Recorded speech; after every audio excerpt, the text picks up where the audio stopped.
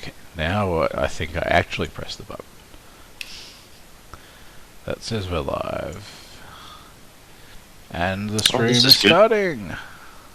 There we go, I can hear us in stereo now. I think I actually pressed the button. Echoing of myself.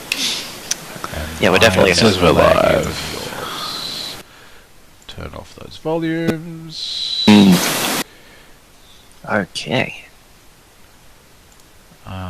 And is the chat live? Do we have chat? Looks like. Why do I enable chat? Okay. I should be able to enable chat.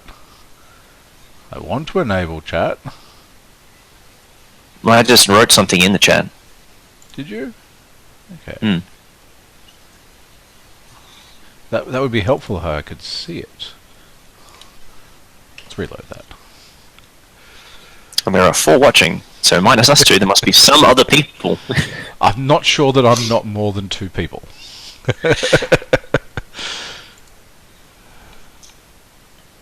Okay. Alright. So, hopefully we get all the technology sorted. I think we have it all sorted. Okay. Alright. Yes, needs to reload page to see chat.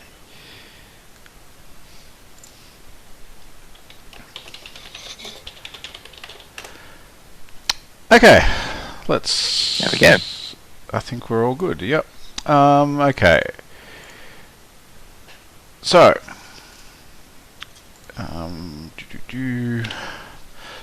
Welcome everyone to the first of the Chatter of Judges, or however I wrote the new name for this group. As many of you may have heard, we are no longer going to be on Blab. That would be because Blab has closed. They do say they're going to relaunch something again soon, but they then go on to explain how they're going to focus on everything I don't want. So I suspect when they do relaunch, it's not going to be useful for us at all. But enough of that. Let's now get on to what we're on to today. Tomorrow night, very late at night, the Kaladesh pre-releases are going to start, and we've had the release notes for a few days. So we're going to discuss that, and with me I have Brett Harris, who's a fairly recent level 1 judge. Do you want to introduce yourself briefly, Brett? Yeah, guys, I'm Brett. I've been a judge for the last few months, but I've been playing for about 5 years or so. Really big Commander player and limited from Werribee out in Victoria. So cool. Yep. We're going to, as we tend to open episodes with, we're going to help to increase the signal on...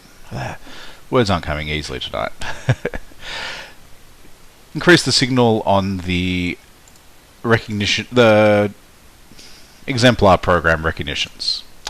So I'm going to read out a nominate because Brett has not been around so long. He hasn't been recognised for anything yet, so I'm going to not read out one of his because they don't exist yet.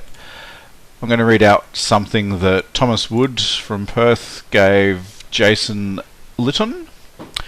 He writes, Jason, you put a lot of work on your own time into creating and running the Premier scheduling group, allowing all of Perth's TOs to collaborate and ensure the best event experience for all of us. Thank you for all your work. I chose that one partially because, yep, it's good work, we need lots of that, but also just highlighting to TOs out there that these scheduling groups in areas do a lot of good work and can really help your events fire with lots of players because you're not clashing your big events with someone else's big events.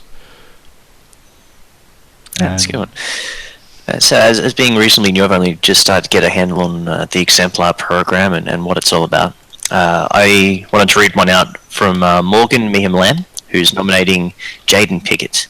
So it says, Jaden is what I would call a quiet achiever, which often makes it difficult to see him doing something great. One thing that has not gone unnoticed is his exceptional care and patience with the kids in the community. He's often first to volunteer to show them the ropes, but I can trust him to make sure they know everything they need to know, including things I know myself and other judges forget to tell new people. When he's not around, his absence is very noticeable and he's invaluable to this community. And so I kind of picked this one because also being a high school teacher, I know how frustrating teenagers and children can be at times. So obviously Jaden's doing a good job in keeping them under control and helping them enter our community, and new players are sort of how we get a community at all. Yeah. Good work, Jaden. Morgan really runs a good community down in Hobart and Tasmania in general.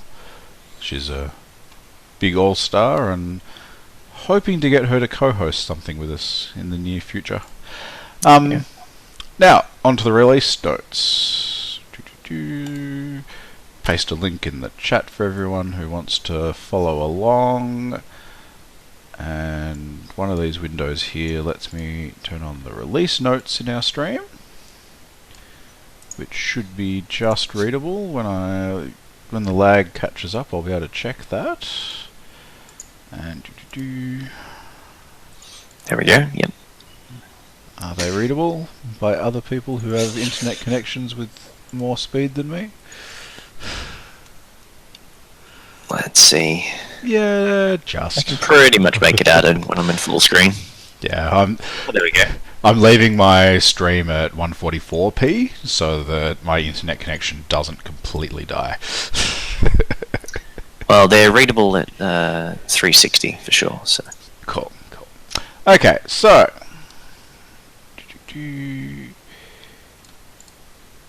where are we? Okay, the first thing that everyone thinks is important in Kaladesh is that we have the Masterpieces series, which Wizards is leading with because it's the way they want to sell lots and lots of packs. it's probably going to do a good job of it, I would imagine. Yeah. It's similar idea to how what was the other one with The expeditions. So these are the next set of expeditions from after Zendikar. Yeah, it says that right there. I should read these things that are in front of us. Yep. Yeah, so the Zendikar expeditions were pretty popular in Zendikar, Return to Zendikar. I mean, the hidden treasures in the original Zendikar were pretty exciting and cool, but that was They went a bit further back, if I recall. Yeah, well, they weren't reprints, so they could put Power 9 in because they were just buying them on the secondary market and putting them in packs. Yeah. Shame I missed out on that. Yeah, they also put a couple of cool but not very valuable cards in, just to surprise people. It was good fun. You know, it was still like a beta Flying Man, but it was a Flying Man or something. I can't remember exactly what happened, but there was at least rumours of some pretty average cards. Yeah, I mean, these seem really cool. They're some of the most beautiful cards we've seen. Oh, some of them just look so good. The frame for these new ones, do we have one to show? No. The frame for them is really, really nice. It's all this filigree metal work for the frame, and a lot of the arts are just completely filled with the filigree metal work. That's the signature of the art style for Kaladesh. And you'd have to say that with these Masterpiece series, the question starts to be raised of why is From the Vault even a thing? If this is something we're going to be doing regularly, this could be the death of From the Vault. And you know what? I don't care. That's okay. Yeah, that's okay with me too. Stores might not like that so much because they get to turn a tidy profit from the vaults, but they also just sit on the shelf for so long half the time. So I'm not sure they're going to be crying out too much about them. But as we're judges, we're meant to be talking about the judging aspects of these, not just how pretty they are. So they're going to be in packs. If you open one in a limited event, you get to play with it. Yep. There's the important reminder that's not in the release notes here, that there is no event you should play in today where if you open the pack and there's a Masterpiece series in there, or the inventions for this set, there should be no reason you're not going home with that card tonight. Right? If you're in a sealed event, either it's regular rel and you're just opening and building, or it's a competitive event and you're opening, showing the cards to the person across the table from you, they register the cards, and then they hand them back to you for you to keep. Yep. Or it's a draft, and could you please encourage your stores not to do rare redrafts? Please? My local gaming store that I'm pretty friendly with, I've been campaigning for them to stop their rare redrafts for FNM. And, you know, there's a lot of good reasons, and we'll probably go into them on some other one of these casts. And the store owner had his legitimate reasons for not liking it and so forth. But a month or two ago, he put up a question on Facebook asking his community, do you want to keep rare redrafting? And no one came up in support of it. So he's made the sensible choice of trying out not doing it. Yeah, I think particularly for FNM, which is supposed to be a somewhat more casual and relaxed place to be, you don't want to dissuade people who are not as competitive from drafting. And if they draft and open an invention and they don't get to keep it, that's a really sort of feel-bad moment. I've certainly done a few rare redrafts where you get a few mates together, you buy a box, and that is the agreement that you've made with that group of people. Yeah. But for an FNM, it seems better to just keep what you draft. But with your mates, there's so much of a social contract enforcing it. Stores just don't have any way to enforce rare redrafting. Yeah. It's impossible to police in any real way. Yeah.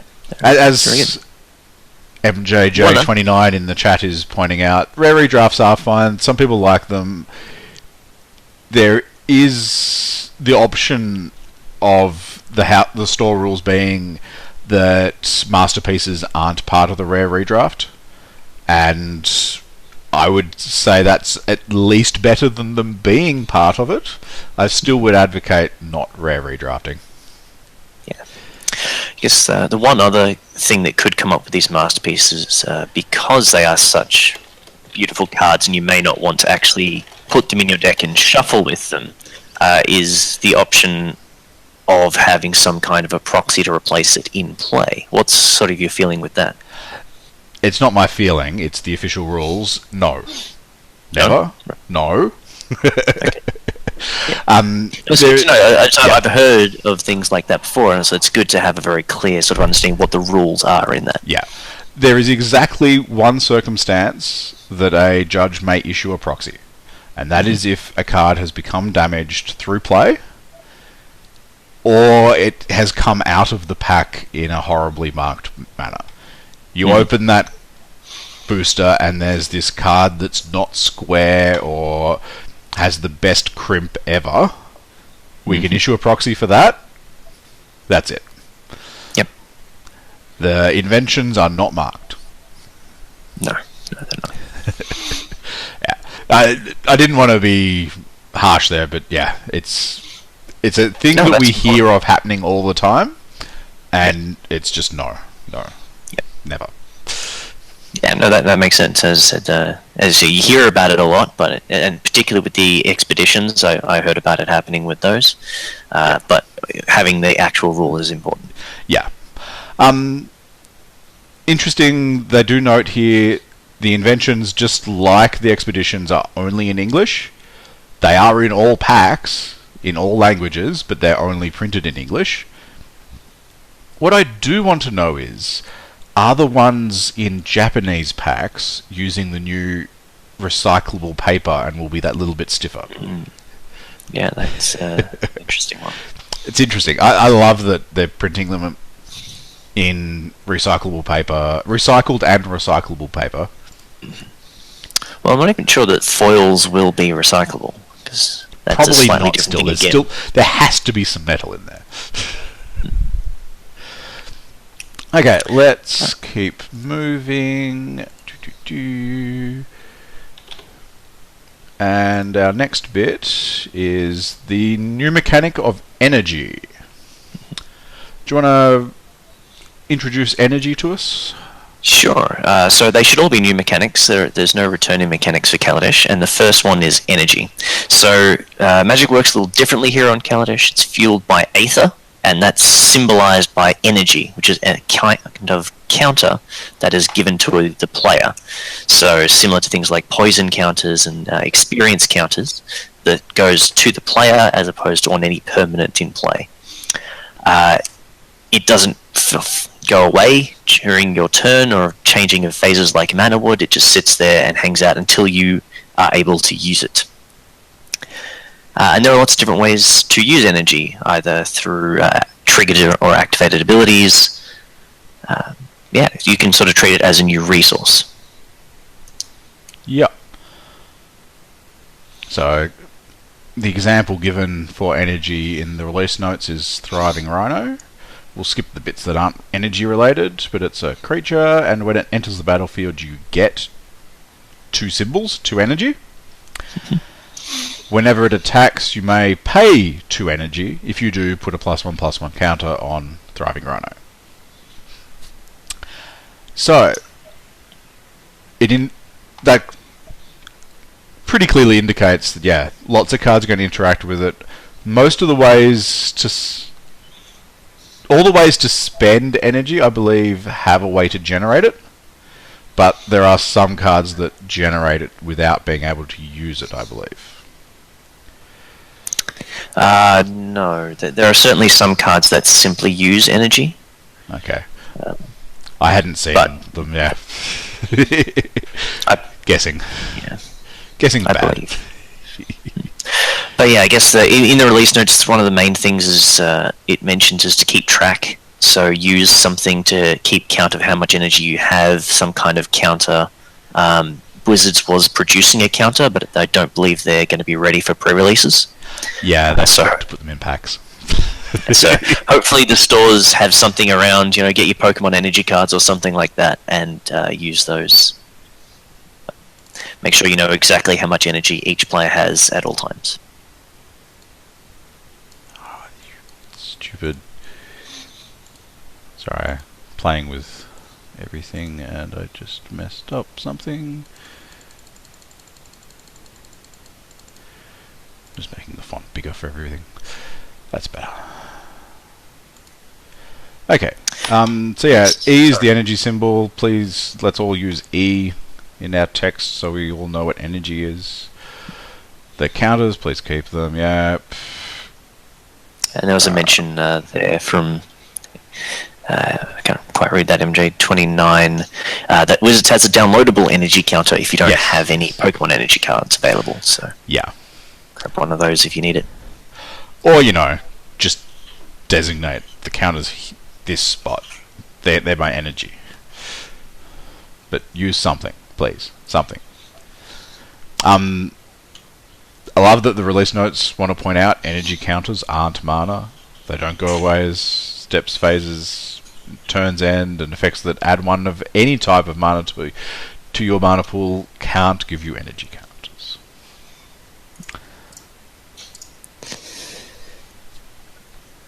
Alright, so what's our next mechanic? Next mechanic is the long-awaited vehicles. I say long-awaited because people have been wanting some way to represent vehicles for a long time. Yep.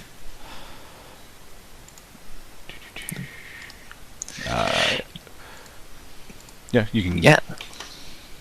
So we've had a couple of things that are kind of like vehicles, like bobsleds and runaway carriages and stuff like that. But we've never had an actual proper vehicle object, which is what we've been given now. And there's a whole bunch of rules associated with this one, so it's fairly important for us to get clear. They're an artifact. In the deck, they're an artifact, and at all times when not in play, it is an artifact and not a creature. Yeah. So relevant for tutors and all those sorts of effects. So as you can see in the example we've put up there, it's an artifact vehicle.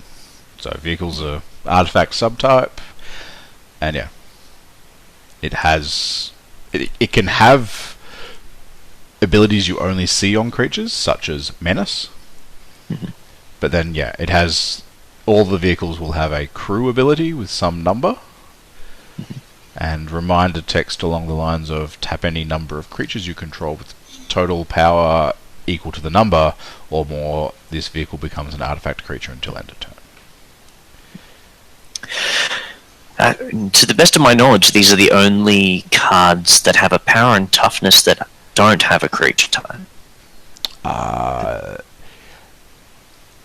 mean, it's always dangerous saying that in Magic because there's always some card from some set that proves me wrong. But there was at least one misprint in the early days of an artifact with I can't remember if it was a creature that was artifact creature that was missing the creature type or an artifact that just randomly had a power and toughness. It was one or the other. But yes, they've never intentionally done this, I don't believe. So it's just one of those things important to remember for something like harsh sustenance, which is a thought seize type effect that can take creatures. They can't target these vehicles. Yeah. Which is a confusion I can see some people making. Yeah, people are going to collected company and try to put their vehicles into play. No, that doesn't work. Particularly because collected company won't be standard playable. Sure, but in modern and other casual decks. But yeah, so I guess the other key part of vehicles is their crew. They can be crewed, and crew comes with a number that is equal to the total power of some number of creatures that you tap in order to activate these vehicles, turn them into a creature. Yep.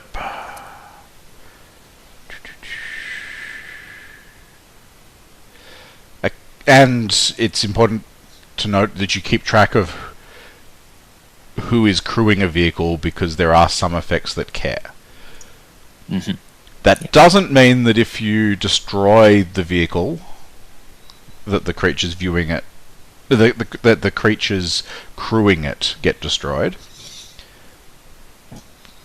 But there are things that do matter, do count.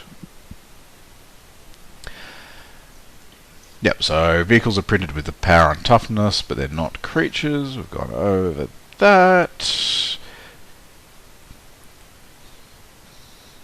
If a different effect would cause a vehicle to become an artifact creature with a specified power and toughness, that will overwrite the printed power and toughness. Okay, that's an interesting one. Yeah. Just like if you turn your creature into a 3/3 frog, it's a 3/3 now. It's not a whatever it was before that. Yep.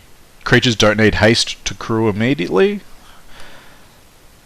You may tap more creatures than necessary to activate a crew ability. I can think of lots of little corner cases where you'll want to do that, but yeah, just remember. If you have a bunch of those 1/1s that tap and drain your opponent, you could tap as many of them as you like to get that ability. Yeah, that's probably for the heroic. Is that ability, isn't it? No, I was Oh. just thinking of one of the cards in the set in Yeah. Kaladesh is a black 1/1 that whenever it becomes tapped, it drains. Yeah. Thinking back to Theros block, all the inspired creatures want you to tap them Oh, yeah. because they want to untap. So you can tap all your creatures at the end of your opponent's turn to crew one vehicle. Yeah. You can tap all your Pilly Palace. Yep.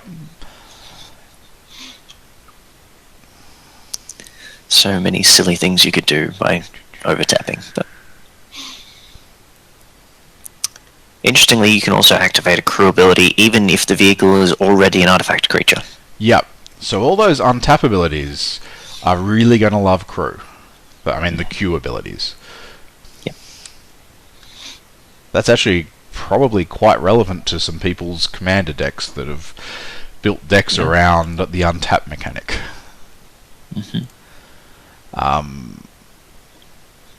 And like the one that I'm probably going to build now that we just realised that.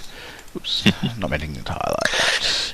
And I guess the last part there on those release notes is saying that if you copy a vehicle, the copy is not going to be a creature, even if the vehicle was a creature when it was copied. Yep. Also important to note, for a vehicle to attack, it must be a creature as the declare attacker's step begins. So you must crew it at least by the end of the beginning of combat step. Similarly for blocking, you need to crew them during the declare attackers, yada yada yada. And as someone always will ask, when a vehicle becomes a creature, it doesn't count as entering the battlefield. Of course, yeah. Okay, now the next thing isn't really new, it's just a new word for Magic. Create is a new term for an old concept. Also, dwarves! Yay! White dwarves! Welcome, dwarves, back to Magic. So, new beautiful text here. 3 and a white to activate should cost to create a 1/1 colorless servo artifact creature token. So simple. Yeah. If we just completely skip over this, I would hope that nearly no one would have any questions. It's a beautiful new wording for something we've done a lot. Like, look, the release notes just have nearly no text for it. It's saying... Flavorfully, it's sort of there to say, well, how did this thing come into being? You can't just put something into play that isn't already in existence, so you had to create it. So I kind of get that aspect of it. It's possible some newer players who are not used to this idea may not understand that doing this is actually putting a creature into play, which triggers all of the things that whenever a creature enters the battlefield, etc. But I don't think it should cause any real problems. No. And it is worth highlighting, the new term doesn't represent any functional change from tokens as we've known them. Yep. No rules for tokens or putting them onto the battlefield are changing other than the words used to present this game concept. The text of older cards that create tokens will be updated. Yay. Cool. Excellent. That was nice and quick.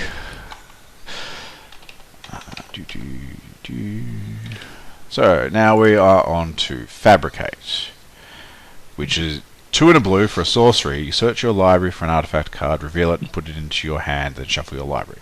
Move on? Yes. No? Seen a lot of that before. Alright. Okay. Everything. It's another... you introduced this one. Yes, another new keyword ability, Fabricate, is a triggered ability. Whenever this creature enters the battlefield, you get a choice. You can put a number of +1/+1 counters on the creature, or you can create a number of servo artifact creature tokens. You have to do one or the other. You can't have a bit of both. So the weapons craft enthusiast here that has Fabricate 2, he either gets 2 counters or 2 tokens. Can't have one of each. And that choice is made when as the ability resolves. So your opponent or the other players can respond before the decision is made or after it. So if you wanted to kill this enthusiast with 1 damage from a twin bolt or something, the person controlling the trigger can then choose the servo artifact creatures instead. They don't lose out in that way. Yeah. Notably, it doesn't cause the creature to enter with the counters already on it. You choose after the creature is in play, which allows the opponent to respond and do that 1 damage to it if they choose. Yeah. And if there's note the wording of it is particular, that you can't choose to do something that's impossible. So if the weapon enthusiast is destroyed in response to the trigger, you can't choose to put the counters on it. You will be forced to put the servos into play. Yeah. It's unlikely that doesn't cause you a negative effect. Yeah. But yeah, it's worth noting. And that's all there really is to fabricate. It's a really cool ability, functionally and mechanically, but not too much rules to go along with it. And the reminder text is slightly shorter than the full comprehensive rules text for it, but not really that much shorter. Yeah. Yeah, I doubt people are going to mess this up too much. Just got to read it. Yeah, I'm assuming there is some way in the set to give fabricate to things so that the multiple copies of it doing something is relevant, but that might just be the text they put in for every trigger. I can't think of anything within Kaladesh that will allow you to get multiple instances of fabricate, but there's bound to be something you could do with the Eternal set of cards. Yeah, there's always some weird thing somewhere. Okay, let's talk about a few of the big cycles, because I feel like making this episode slightly longer than 31 minutes. Cool, so first up we have the Gear Hulks, which, while being a cycle, aren't really all that interesting from a rules perspective. They're big creatures with a trigger. This is where we remind you to read the friendly cards. Yep. It is worth noting they are coloured artifacts. It's been a while since we've seen coloured artifacts, but not all that long. Theros wasn't that long ago. Yeah, there's not too much to add about them, just being aware that they have a colour. You can't ceremoniously reject them, for example, which counts as a colourless spell. Yeah. And also just sounds like a good English sentence that you forget that you mentioned a card name in there. Yeah. Let's... The Kaladesh Fastlands. These are the completion of an old cycle. We're now getting the enemy pairs. Yeah, originally from around Mirrodin, I believe, that sort of era. You mean the new Mirrodin, right? I'm not sure exactly, but... Yeah, I believe so. I also quite like that Wizards is officially acknowledging the term Fastlands. I like that the mentioning the cycles in the release notes gives us official names for the cycles of lands. Yep. We'll see if they stick, but Fastlands is probably the best you can do for this. The Czech land type name doesn't work because we've got two different cycles of them. Yeah, the checks now, double checks or something. I think Battle Lands was what was used mostly in coverage, but Yeah. Who knows? These guys are really straightforward. Just read the text, and it tells you what goes on. It enters tapped if you control unless you control two or few other lands. So if this is your third land or before your third land, it's untapped. If it's 4 or more, then this one is just tapped. Yep. It is worth remembering things that are looking at modifying how something comes into play. Look at the state just before they would happen to work out if they happen. Mm-hmm. So if you're scape shifting and you sack all your lands, you've got no lands in play, so these come into play untapped. So, yeah. I guess the other one that we often get questions on, and I know I did it most recently at the GP, was about Blood Moon and enters the battlefield type things. So you get your shock lands and that sort of stuff. So how would these interact with Blood Moon? They are going to enter... They're going to do their check to work out if they're going to enter play tapped or untapped, and then they'll enter play tapped or untapped as a mountain. Yep. Yeah. Cool. And then we move on to something that's got not much rules text with it at all, because we're just explaining a watermark on some cards. Yep. They're now putting the Planeswalker watermark onto cards that are important storyline spotlight cards. So, and part of it is that these cards represent the main parts of the story that is being told in Kaladesh, or at least some of that. I don't pay much attention to the story. And they're giving you a link to mtgstory.com, which I believe is on the cards, and a sequence number telling you which part of the story they are. Yeah, and it tells you that the order that those things happened in. It has no real function outside or within a game. It just tells you the order that those things happen in the Magic universe. Yeah. Cool. Now we're going to... That's not what I wanted to turn off. I wanted to turn that off. Now we're going to briefly mention our favourite cards in the set. So what's yours, Brett?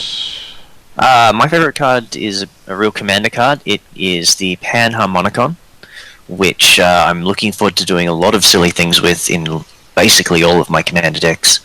It doubles all triggers, enters the battlefield triggers for creatures and artifacts. So whenever a artifact or creature entering the battlefield would cause an ability to trigger, it triggers a second time. I can't begin to go through all of the list of things you can do with this, but it's a beautiful card, and I can't wait to get a few specifically in foil. Looking at the art there, I have no idea what it's meant to be. I guess it's meant to be a shrine? I believe it's meant to be some kind of instrument, so kind of like an organ, a very large organ. And I think the flavor text references a song. All who listen hear their own song, a unique melody played just for them. So, yeah, it's meant to be making some sound. Okay. So what card has most caught your eye from the set? For me, it is Aetherflux Reservoir. Pause while I find the card image. And it's another 4-cost artifact in the set. With the text of, whenever you cast a spell, you gain 1 life for each spell you've cast this turn. And you can pay 50 life, and it deals 50 damage to target creature or player. So it's another alternate win con for having lots of life. I quite like it. It sounds like a lot of fun. Bit more immediate than Felidar Sovereign. Yeah. Also, I just like that it's not an actual guaranteed win. You do need to try a bit harder to actually get it to kill your opponents. I know, I'm thinking of it in Commander, right? And it's not that impossible for your opponents to be on a lot more than 50 life. Yep. I mean, there are some tricky things you can do with this sort of an effect, because it can also target a creature. So if the player has hexproof, you could use Stuffy Doll. Yep. There's also... Is there a Stuffy Doll effect that deals damage to all your opponents? I don't think there is there? Not that I can think of. Yeah. But as I just posted in the... Part of the reason I got Brett to do his favourite card first was I also agree with his favourite card being awesome and fun. And then I saw the Reservoir because it was spoiled later. And I really want to put a Commander deck together that's going to use both of them really well. So I've just posted into the chat my deck that I'm going to be putting together soon. And it's a life gain deck where most of the life gain is triggered by creatures coming into play. Right. Lovely synergy there. Yeah. Yeah. It seems like a lot of fun.